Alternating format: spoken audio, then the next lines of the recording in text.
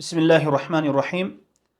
Peygamber sallallahu aleyhi ve sellem aytat: "Men abta bihi amaluh, lem yusri bihi nasabuh." Kimdin amalı artqa tartып жатқан болса, nasabı, mындайша айтқанда, ата тегі себеп алдыға өтіп кетпейді. Biz eşenlerden bolabыз, biz пайғамбардың тұқымынан болабыз деген сөздер қиямат күні ешкімге пайда бермейді.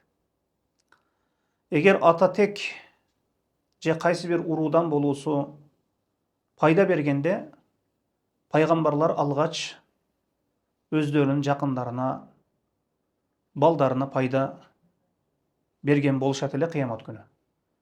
Қала берсе, қиямат күні пайғамбарлар сырат көпіресінің алдына барған кезде нәфси деп қалады, өзім деп қалады. Қиямат күні әрбір инсан өзін ойлап қалады. Мынау ошондуктан пендени Аллахқа жақындата тұрған, жана бейишке алып келе тұрған, бұл ең негізгісі, мындайша айтканда, анын салих амалдары болот. Аллах Таала Кур'анда айтат: "Фала ансаба байнахум яума изин." Аларга кыямат күнү алардын өз ара туган болгондору жана ата тектери пайда бербейт дейт.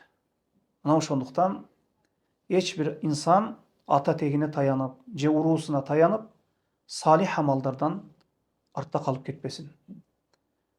Салих амалдар, таквалуулук бизди Аллахка жакындатат, жана бейишке алып кирет. Валлаху а'лам.